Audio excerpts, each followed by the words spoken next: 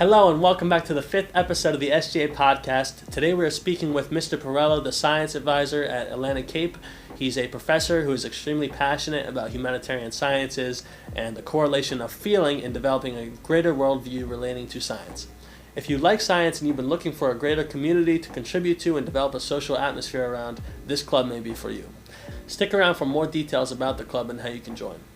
I also have some very exciting news for you all. We're going to be uploading 2 times a week now. So this is going to be different. We're going to be trying to, before the spring semester ends this year, we're going to be trying to interview every club at Atlantic Cape, and we're going to be trying to give you a raw informational resource for all the different clubs and how you can join all of them. And we're going to be talking about the clubs, cultures, events, and more. And it's going to be exciting, so stay tuned for it. So you know the deal by now. We're going to be announcing the events across our 3 campuses for the week of March 27th to April 3rd. Firstly, we're having our hands-on financial aid workshop on the Atlantic City Campus Room 132 on Thursday, March 28th at 12:30 p.m. If you have any questions or need help with FAFSA forms, state financial aid, or other financial questions, you can attend for free in-person help. Next, we are having our Bubbles for Autism event on Tuesday, April 2nd at 12:30 p.m. in the Mays Landing Campus Quad. In honor of Autism Acceptance Month, the Center for Accessibility will be holding a Bubbles for Autism event to support individuals afflicted with neurodivergent traits. We encourage everyone to wear red for neurodiversity awareness. Thank you, everyone, and please enjoy the episode.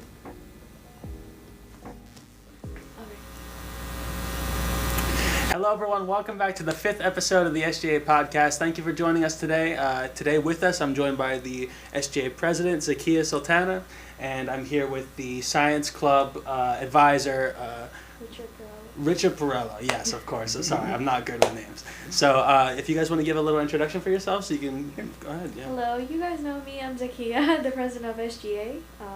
I'm really happy to be here with Professor Richard Perello. Hey everybody, first thank you guys for having me so much, so excited to be here. I'm Mr. Perello. I'm a science teacher here, teach all different science classes, chemistry, biology, environmental science, ecology. We're adding some more environmental science classes coming up, so we'll add to that list. And yeah, just excited to get going with you guys. Cool, awesome. So did you start the science club, or did a bunch of people come to you say, hey, we want to do this? Yeah, I didn't start it. It's been ongoing. We changed the name to Science Club from Biology Club. Oh, so yeah, it had okay. been running as Biology Club for a few years. I've been here for about 5 years. Yeah. So it's been Biology Club for those 5, and Okay. then now Science. Yeah, gotcha. Just to attract more broad people. So how many people are in the club now? We have maybe a little less than 20. That's a pretty good number. Members. Yeah, that's a lot of people. Yeah, wow. So let's talk a little more about what you guys do in there. Yeah, I guess. awesome. Like so say I show up to the science club meeting on when do you guys meet? Well, we met today, so we usually meet Tuesdays. Tuesdays? Activity hour. Tuesdays what Tuesday time? activity hour.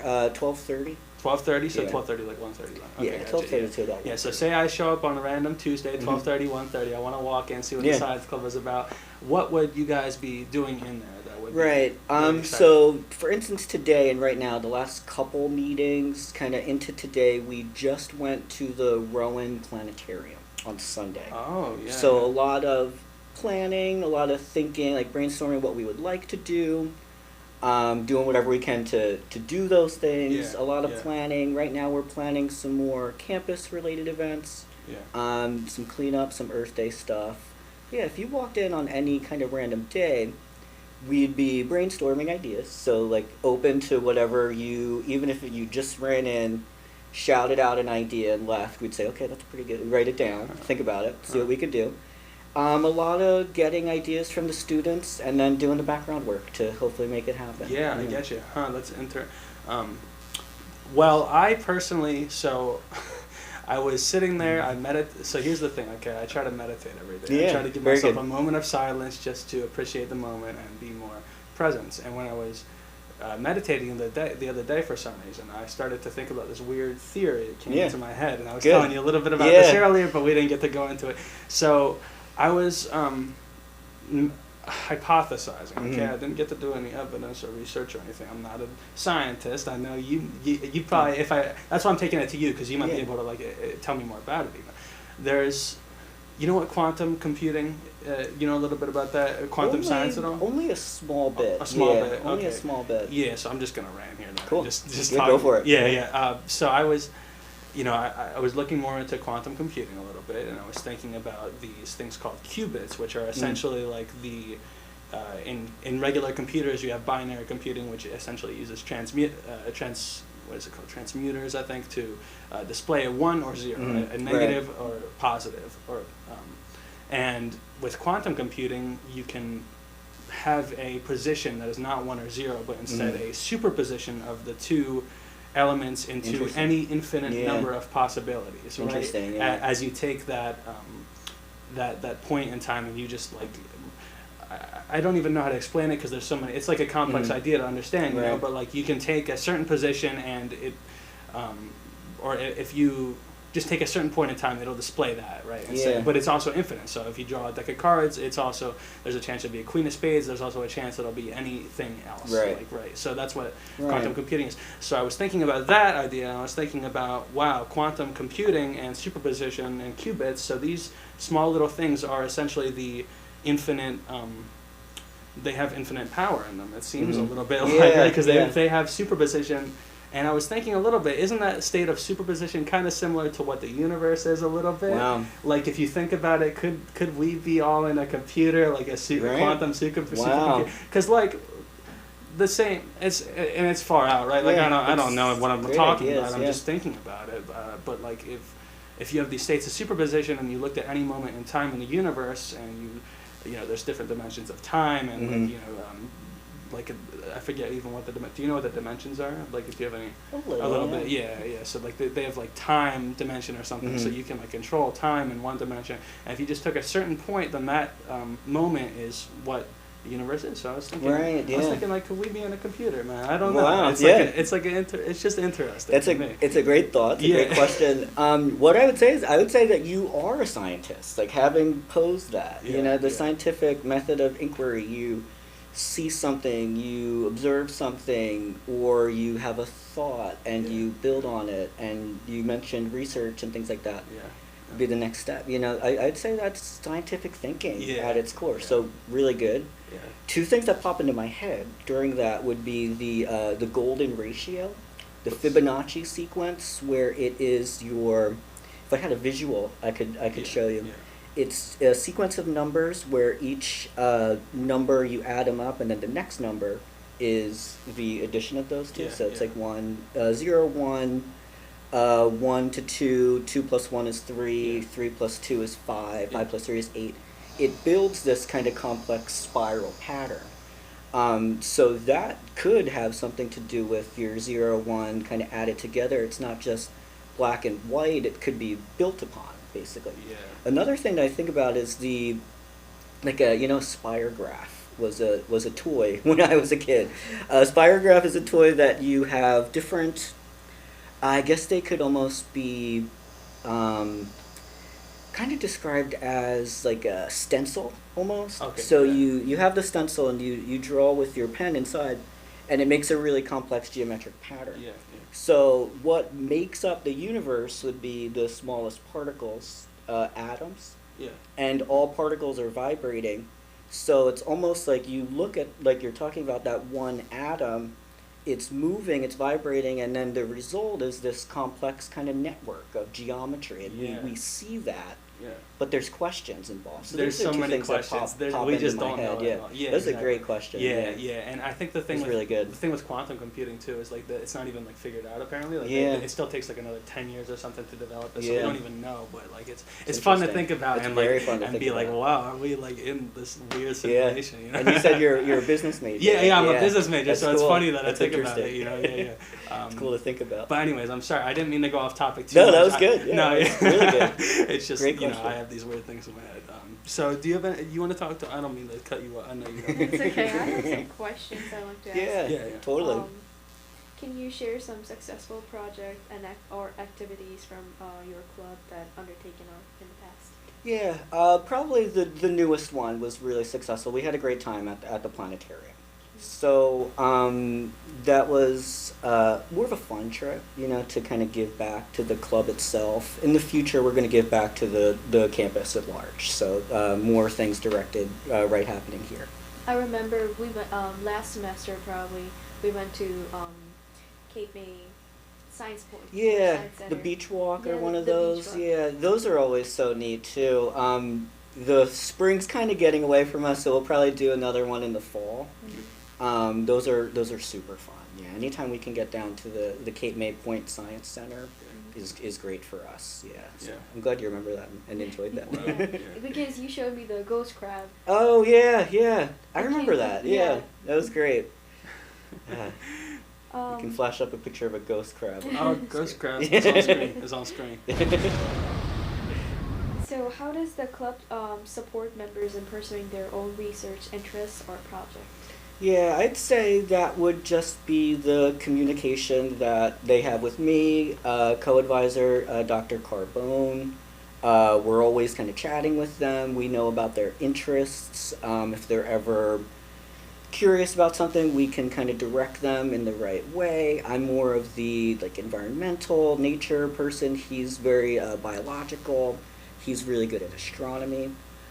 So yeah, just kind of making a personal connection with them, getting to know them. What are you into? What can we kind of help with? So is it That kind would be how that would go. Yeah. Is it kind of like you just take on science majors and just maybe outside of the classroom give them a little more guidance as to what they should be pursuing a little bit? Right? Yeah, totally. Open to anybody too. To anybody, yeah, really. You don't even have to be a science major. You Yeah. could be in business and have these questions, Yeah, and yeah, just want. yeah. It's just a group of like-minded people Yeah, that.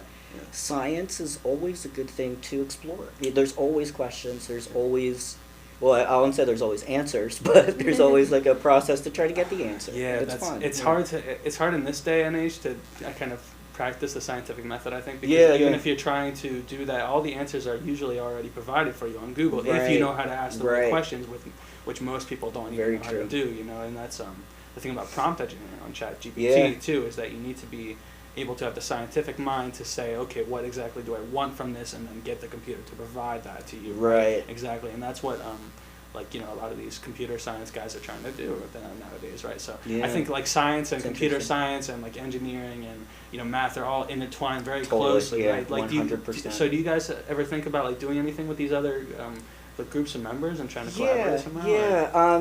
Maybe collaborating with art club.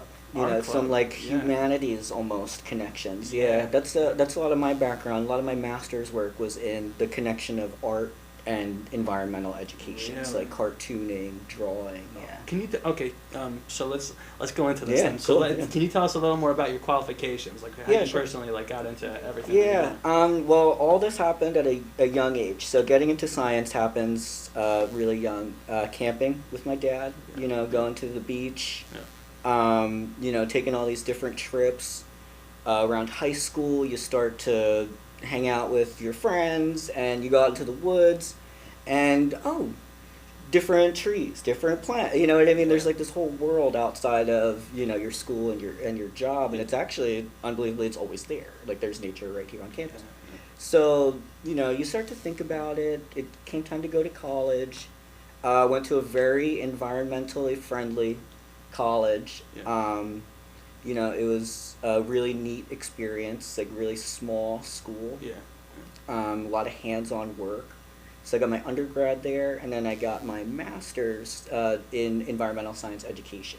Okay. And then through that, just different teaching opportunities here as an adjunct, Yeah. eventually becoming full-time. So how do you like it then? How would you describe the whole process to you? Yeah. Has it been enjoyable? Do you think there's any changes you would have made if you could? No, it's definitely been enjoyable. You kind of find yourself in different avenues. So there's research, there's field work. Yeah. I always found myself more in the what would be called outreach kind of education. What's that? So, for instance, there's a protected piece of Holgate. What's Holgate? Holgate is the southern end of LBI. What is LBI? Yeah, Long Beach Island. Oh, so, yeah, okay, it's gotcha, not Atlantic County. That's just north in Ocean County. Yeah, so there's yeah. a protected area down there, And then some arms of the U.S. Fish and Wildlife are doing like research. I would set up a table with books and do like tours and walks. Oh, wow. So like what yeah. Zakiya was mentioning with the beachcombing walk, that was kind of my avenue. It's Yeah, like doing yeah. walks, interpretation, Yeah. getting this knowledge to like the public at large. So that just kind of morphed into teaching. Yeah. Huh. So you think there's a big kind of collaboration between science and art then? You think that Absolutely. they're intertwined Yeah, very absolutely. closely? Yeah. Yeah. I feel like that too. I go outside. I try to walk every day. I try to see nature a little bit. Yeah. And I notice the trees and I see their patterns and I try to look at if I see an interesting animal. I'm like, Yeah. what does that animal Right, mean? right, You know, right, It's like right. it's kind of interesting to see nature and Yeah. like, make the. And I feel the beauty of it too, because You at really the same do, time, yeah. that's what it is. It's science and art and feeling good about it and wanting to learn more. Yeah. Yeah. We're animals. Yeah, we're yeah, human yeah, animals. Yeah, You know, so or we're monkeys. part of it. Or so. monkeys, exactly. Yeah, yeah. So that's so that's cool. Yeah. So, how about a little more about exactly, I guess, what you would do like on a day-to-day basis, maybe in the classroom, or you guys just Yeah. like hanging out, talking to each other, discussing. Right. Yeah, I try to do a blend. I try not to do a lot of lecturing, honestly. You know, you try not to, but in science, there's a lot of things that you need to check off in those boxes. Yeah. Try to do as much discussion as possible. Try to incorporate students leading as much as possible. Yeah. Try to identify what their questions are, really. So early on. Yeah. Just kind of digging down to find out those personal connections, really. Because a lot of it's black and white. The personal connection. You know, is like really things you important. need to cover in chemistry, things you need to cover in biology. Yeah. What is involved in that they might have really specific questions on. Yeah, So, yeah. in a group of 30, define those and then. So that's crack important. down. You're kind of taking the more, I guess, not even like liberal aspect, but just the more open aspect and trying Very to open. trying Yeah, to very, relate very open. like someone to their field a little more. Like Yeah, is that what the point of it is? Because you think? can Yeah. read the book, Yeah. you know what I mean, and the book is the book, Yeah. but then there's your personal connection to that where you want to go Yeah. after this. Yeah, You yeah. know. Do you do? Growing up, you were really potential about environment and Yeah. science. So do you get a lot of students like you Yeah. who are really potential about science, and do you get some really good questions? Oh, from them? absolutely. Yeah, especially here. I have to shout out Cece and Levi and Angelina for just, really leading the group. They're amazing. The questions that they come up with are incredible. So yeah, I meet a lot of kids like that. What are some of the questions you get? So when we went to the planetarium and the show we did was a little bit of like a tour of the solar system, and then the second show was about Mayan history and Okay. astronomy. So there's questions about the alignments of their buildings. A lot of it was kind of like historical, kind of yeah. philosophical. So Yeah. things like that, honestly. Wow. Yeah. So there's little connections there. Yeah, like what Yeah. we can all kind of connect to it in a different way too. Yeah, so. yeah. So I get the sense that you're very artistic, and I think you. Thank you. Yeah, thank you. Am I right about that? Are you like a painter? Yeah. Or like a Oh yeah, artist, I love art, drawing. I don't do as much painting. I did a lot of painting in college. You look like a painter. Yeah, thank That's you. why I asked. Yeah. A lot of Yeah. a lot of music, a lot of taking in media too. I love media, cartoons and Oh, stuff. absolutely. So where's your inspiration lie in art? What do you think? Honestly, nature. Yeah, I played in a band for a very long time. Believe it or not, heavy metal band. Heavy metal. That You took don't look our like heavy metal. influence from Wow. nature, yeah. Wow. From nature. So Yeah. when I think of heavy metal, I think of like anger. So how does nature Yeah, exactly tie into it? Yeah, just the connections of time. So I teach earth science, and a lot of that is geology. So Yeah. you can look at a rock. In that is millions of years. You know what I mean? Yeah. That whole idea is very inspiring. That you can look at a mountain, a forest, and kind of paint a picture of a past environment almost. Yeah. That's a. It's pretty Wow. inspiring. Yeah. So that's the creative process. Honestly, Mhm. like, that's even like hard to describe and hard to understand for a lot of Yeah. people. It's like if you take like a certain idea and then you develop it into your own vision, it becomes art, right? Right, it's Yeah. new. Yeah, you wouldn't always associate those two things, but that's art. Yeah. Do whatever you want. Yeah. Wow. So as a professor, what advice do you have for students interested in pursuing career in science? Yeah, number one, stay in school. You're going to want to stay in school. You're going to want to get your degree in what you're interested in, because these days that's really big. Not that you have to find that early, because I feel like I changed a lot from 18 to 20s. You know what I mean? Yeah. You may find that you switch gears, and that's okay. Find something that you're interested in, be it science or any other discipline. Find examples of jobs that you would enjoy and see what the steps are to get you there. And then the teachers at ACCC are very helpful in helping you do that. So any student wants to join your club, what can they do? Yeah, either email me, rperello @Atlantic. You can stop by my office, STEM 223. Even if I'm not there, I've got business cards. I'm very excited to use my business cards, so grab a couple of those. They're free to use. Catch me in the hallway. I'm always kind of chatting with students. Yeah. Dr. Carbone is the co-advisor. You can talk to Miss Lisa. You can talk to Zakia. And what room are you guys in? We're actually moving rooms right now. Okay. Yeah, so we're upstairs in STEM building. As it gets nice out, we want to go outside. So we'll start meeting outside. You would want to for the science club. We're gonna start meeting outside. I get you. So so if you wanted to maybe come in person to join the club, is there what room can you go to for that? I would say for now, as it gets warmer, just stop by my office if we're kind of moving around a little and bit that's right in now. B1 STEM 223. STEM 223. If you want to join the science club, yeah. STEM 223. Or just stop by and say hi. Yeah, just stop by. Yeah. He's cool, man. We just talked to him. We just hung out with him. So don't be shy. Or anything, So, all right. Well, it was great talking to you. Yeah, I was really, guys. It's been really fun getting to talk to you a little more about like just the scientific process and understanding kind of what goes on in correlation between science and the heart, because honestly the new religion is kind of science, man. Right. And we need to look inside ourselves if we want to have a more rational understanding of things. So I appreciated you being here, and I appreciated thank you guys for having me. All right, let's give away a for these guys. So see you guys. Thank you for joining us on this episode. We will stay tuned next week, next Wednesday, for a new episode, and goodbye.